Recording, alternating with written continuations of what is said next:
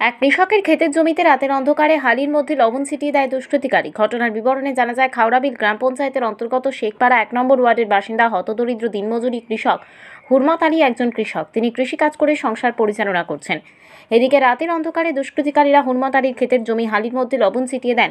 এতে করে সমস্ত হালি নষ্ট হয়ে যায়। এমনকি কিছুদিন পূর্বে ওনার বাড়ি থেকে ধানের বীজ চুরি করে নিয়ে যায়। এই বিষয়ে ইরানি থানাতে লিখিত আকারে অভিযোগ দেওয়া হয়েছে। ঘটনার খবর পাওয়া মাত্রই ঘটনাস্থলে ছুটে আসেন এগ্রিকালচার ডিপার্টমেন্টের খাওড়াবিল এমপিডব্লিউ অফিসের একজন সরকারি কর্মচারী। এসে ঘটনার সম্পূর্ণ তদন্ত করে যান এবং আশ্বাস দিয়ে যান ওনাকে সর্বপ্রকারে সাহায্য করা হবে এবং এই ঘটনা নিয়ে তীব্র নিন্দা প্রকাশ করেন। আচ্ছা, আপনারা আজকে এখানে কি কারণে জড়ো হয়েছেন? আমি সকালবেলা একটা ফোন গিয়েছে আমার কাছে যে এখানে একটা হুরমত আলির মধ্যে কে বা কাহারা লবণ ছিটিয়ে দিয়েছে এবং আলিগুলা একদম মরে যাচ্ছে এখানে। সেই লোকটা খুব গরিব, বাগি ক্ষেত করে, বর্গা ক্ষেত করে এবং শারীরিক অসুস্থ। এরপরেও পেটের দায়ে এই ক্ষেত করতে হচ্ছে। তাই এসে দেখলাম যেখানে লবণ ঝুলানো হয়েছে, এটা চেক করেও দেখেছি, মুখে দিয়েও দেখা হয়েছে সেটা লবণ। তাই আমি বিএলডাব্লিউর সাথেও যোগাযোগ করেছি।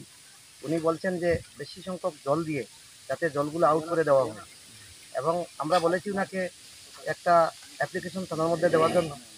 উনি অ্যাপ্লিকেশন নিয়ে যাচ্ছেন এবং আমিও ওসির সাথে কথা বলেছি যে অ্যাপ্লিকেশন নিয়ে যাওয়ার পরে একটু ইনভেস্টিগেশন করে দেখার জন্য, এবং এগ্রিকালচারের বিএলডাব্লিউর সাথে কথা বলেছি যদি কোনো সুযোগ সুবিধা থাকে, গরিব মানুষ, গরিব কৃষক, তাহলে একটা অর্থনৈতিক হেল্প সাহায্য করার জন্য আমি বলে দিয়েছি।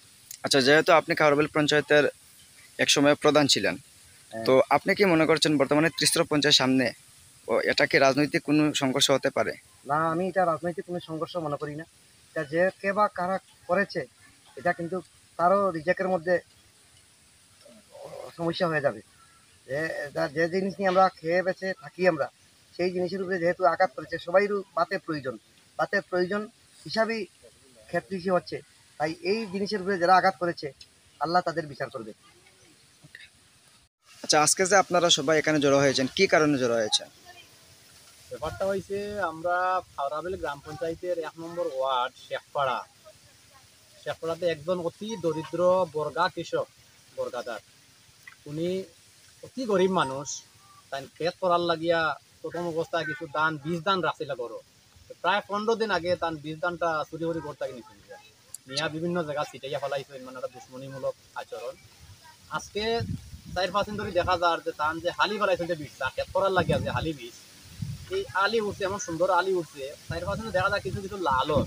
যে লাল দেখে তাই ভাবছেন যে আইসেন ইয়া দেখছেন, মনে করছেন যে এটা তো মনে হয় কোনো রোগে পাইছে, তাই না ঔষধের লাগে চিন্তা করতা।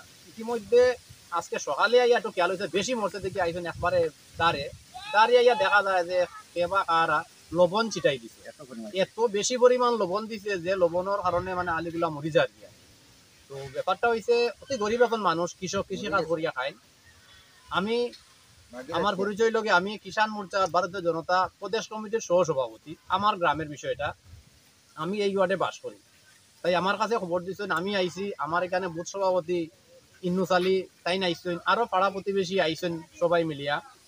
তো এখানে আমরা ইয়া নিজে দেখছি, দেখার পরে আমি থানা কল করছি বড়বাবুর কাছে। উনি বলছেন কিছু সময়ের মধ্যে উনি আসবেন এবং এটা ইনকোয়ারি করে যাবেন।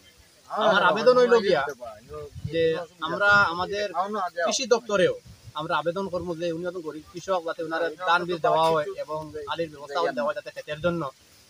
পাশাপাশি আমরা আবেদন জানাই আর যে আমাদের প্রশাসনের মাধ্যমে সঠিক তদন্ত করিয়া যে বা যারা এই ধরনের একটা অমানবিক কাজ করছে, যেটা মানিয়ে নেওয়া যায় না। সবাই আমরা ভাত খাইয়া বাঁচি, আর এই ভাতের জন্য, এই চাউলের জন্যই আমরা এই ক্ষেতটা, আর ওনারা ক্ষেত করেন বলেই তো আমরা বাঁচিয়ে থাকি।